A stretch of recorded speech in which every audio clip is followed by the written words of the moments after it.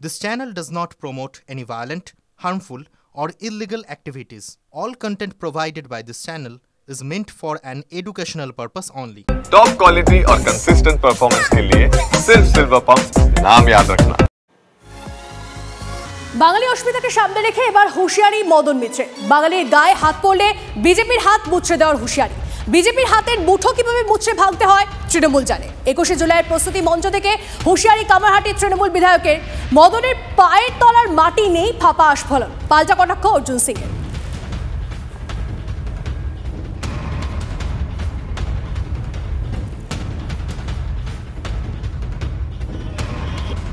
বাংলা ভালোবাসতে পারে, কিন্তু যদি কেউ মনে করে থাকেন যে বাঙালি বা বাংলার মানুষ প্রয়োজনে প্রতিবাদ করতে পারে না, তাহলে জেনে রেখে দিন, যেদিন একটা বাঙালির গায়ে বাংলাদেশি তকমা দিয়ে হাত পড়বে, সেদিন কিন্তু বিজেপির ওই হাতের মুঠো কেমন করে মুছড়ে ভেঙে দিতে হয় তার জন্য তৃণমূলের কর্মীরা তৈরি আছে। We are ready for that.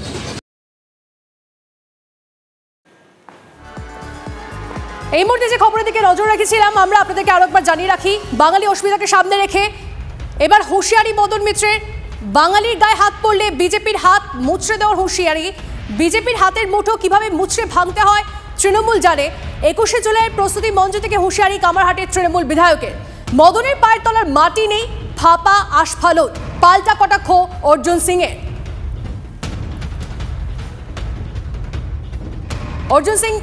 Arjun Singh এই মুহূর্তে আমাদের সঙ্গে রয়েছেন। অর্জুন বাবু, বাঙালি অস্মিতাকে সামনে রেখে এবার হুঁশিয়ারি মদন মিত্রের। বাঙালির গায়ে হাত পড়লে বিজেপির হাত মুচড়ে দেওয়ার হুঁশিয়ারি দিচ্ছেন তিনি, কিভাবে দেখছেন আপনি? মদন মিত্র কি মনে নেই 26,000 বাঙালি ঘুরে বেড়াচ্ছে রাস্তায়, মমতা ব্যানার্জি তার চাকরি শেষ করে দিলেন। উনি ভুলে গেছেন কি অভয়া আর একটা আরো মহিলা মেয়ে যার বলাৎকার হলো, অভয়াকে মেরে দেওয়া হলো। এখন উনি এইসব করে নিজের নম্বর বাড়াবার চেষ্টা করছেন। উনার পায়ের তলা মাটি নেই, লম্বা লম্বা কথা, বাঙালি বিহারি এইসব কথা বলে উনারা টিকতে চাইছেন। মমতা ব্যানার্জি নিজেও এইসব কথা বলছেন একটা মুখ্যমন্ত্রী হিসাবে। এটা কি সম্ভব একটা মুখ্যমন্ত্রী এইসব ধরনের কথা বলছে? তো মদন মিত্র বলে কি আছে? মদন মিত্র ভাঁট বকে, ও তোর পার্টিতে পায়ের তলা মাটি নেই, তোর পার্টিতেই জায়গা নেই। ও বাবুমন্ডলী ঘরে ঢুকিয়ে দিয়েছে ওকে। ও এইসব ভাঁট বকে, ওর নিয়ে কোনো কেউ মাথা ব্যথাও করে না। ও লম্বা লম্বা কথা বলে শুধু। আপনার মনে নেই আমাকেই বলেছিল কামারহাটি এলে কবজি হাত কেটে নেবে, তো কোথায় হাত কাটলো? আমি তো রোজ ওই রাস্তায় যাই, পরের দিনও গেছিলাম। তো এরকম বকে, ওর কথা নিয়ে ওই আমরা এখানকার মানুষ কোনো গুরুত্বও দেয় না। বেশ, অনেক ধন্যবাদ আমাদের সঙ্গে কথা বলার জন্য। কথা বলছিলাম বিজেপি নেতা অর্জুন সিং এর সঙ্গে। আর স্যালাইন কার্ডের আতঙ্ক ফিরল বালুরঘাট হাসপাতালে। ইনজেকশন দেওয়ার পরে অসুস্থ 8 প্রসূতি। ভুল ইনজেকশন দেওয়ার ফলে অসুস্থ দাবি পরিবারের। কাঁপুনির পাশাপাশি শ্বাসকষ্ট দেখা যায় রোগীদের। 8 প্রসূতিকে সিসিইউতে স্থানান্তর। পরিস্থিতি সামলাতে রাতভর হাসপাতালে CMOH। হাসপাতালে যান বিভিন্ন বিভাগের বিশেষজ্ঞ চিকিৎসকরা। কি কারণে অসুস্থ প্রসূতিরা খতিয়ে দেখছে কর্তৃপক্ষ। কি কারণে অসুস্থতা এখনো স্পষ্ট নয় বলছে হাসপাতাল। ইনজেকশন, ওষুধ, স্যালাইনের নমুনা সংগ্রহ। তদন্ত কমিটি গঠন হাসপাতাল কর্তৃপক্ষের।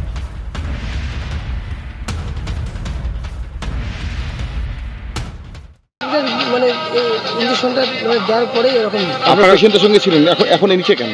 এখন নিচে মানে এখান থেকে বের করে দিতে একটা ছেলে কোথায়, মানে 2-1টা ছেলে আমরা খেপে গেলাম, তো তখন হচ্ছে বের করে দিল সব। আমাদের পেশেন্ট হচ্ছে বর্তমান ভালোই আছে আমার পেশেন্ট, কিন্তু বাদ বাকি যা হচ্ছে দিছে তারপর থেকে তারা এরকম কারো নিঃশ্বাস বন্ধ হয়ে যাচ্ছে, কেউ কাঁপতে মানে প্রচুর কাঁপিচ্ছে, ঠান্ডা লাগাচ্ছে বলেছে। করে ফোন করলে বললো আমার খুব শরীরটা প্রচণ্ড খারাপ, তাড়াতাড়ি আসো। তো এসে দেখছি মানে সব পেশেন্টের অবস্থা খুব খারাপ, সবাই কাঁপছে, জ্বর। কি হয়েছিল, কেন কাঁপছে কিছু জানতো?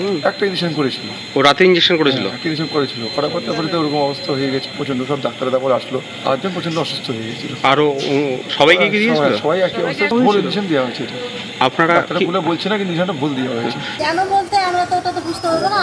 ইঞ্জেকশনটা করার পরে কিন্তু ওটা হচ্ছিল, জ্বর আসছে পরে বলছি যে আমাকে ভালো লাগছে, আমাকে ঢাকাটাও ঠান্ডা লাগছে, আমরা ঢাকা দিয়েছি। ঢাকা দেওয়ার পরে একটু করে মানে কম করবো, কমার পরে একটু ভালো হলো, ভালো হওয়ার পরে আবার রাত্রেবেলা আবার বেশি হয়ে গেছে। কেন বেশি হলো? ইঞ্জেকশন নেওয়ার পরে ইঞ্জেকশনটা দিচ্ছে এসেছে, ইঞ্জেকশনটা যখন দিয়ে যাচ্ছে তখনই বেশি হয়ে যাচ্ছে। এটা কি শুধু আপনার বোনের ক্ষেত্রে না সবার ক্ষেত্রেই একই? আমার ক্ষেত্রে একই, ওই 7-8 জনের একই পরিস্থিতি। কি কারণে অসুস্থ হয়েছিল? ইনজেকশন একটা দিচ্ছে। কে দিচ্ছিল? সিস্টাররা। সিস্টাররা দিচ্ছিল। আচ্ছা, তারপর কি হলো? আপনি আসছে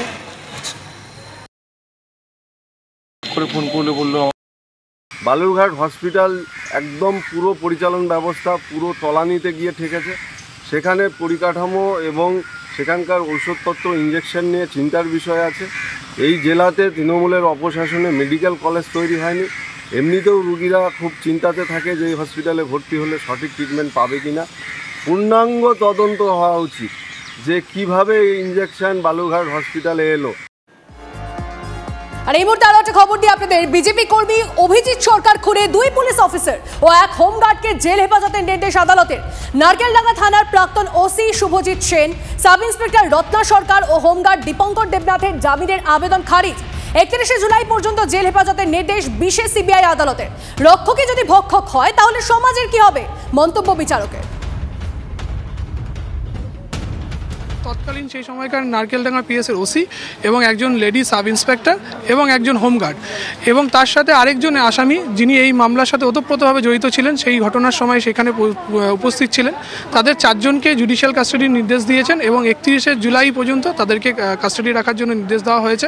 আদালতের মনে হয়েছে যে এনাদেরকে বেল দিলে কোনোভাবেই এই যে আসামি যারা রয়েছে তারা এতটাই প্রভাবশালী আসামি যে তারা যদি রাস্তায় বেরিয়ে থাকে বা তারা যদি বাইরে ঘুরে থাকেন তাহলে এই মামলার যে সাক্ষী আছেন, যে 2 জন মেন ভিকটিম যে 2 জন আছেন, তাদের হ্যাম্পার্ড হতে পারে। তাই জন্য এই পরেশ পাল, স্বপন সমাদ্দারের মতো নেতারা একের পর এক খুন করেছে আর সেই খুনের প্রমাণ লোপাট করেছে এই শুভজিৎ সেন, রত্না সরকার, দীপঙ্কর দেবনাথ, এদের মতো লোকেরা।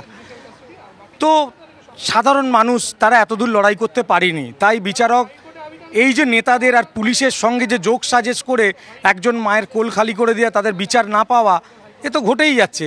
আজকে আমি সেই কথাগুলোই এতদূর পৌঁছতে পেরেছি এবং বিচারককে বলতে পেরেছি বলে আজকে সেই প্রমাণটা আমরা পেয়েছি, বা ধরুন প্রথম ধাপটা আমরা এগিয়েই গেলাম। মহামান্য বিচারক দেখলেন এবং তাদেরকে জেল কাস্টাডি দিলেন, এতে আমি খুশি।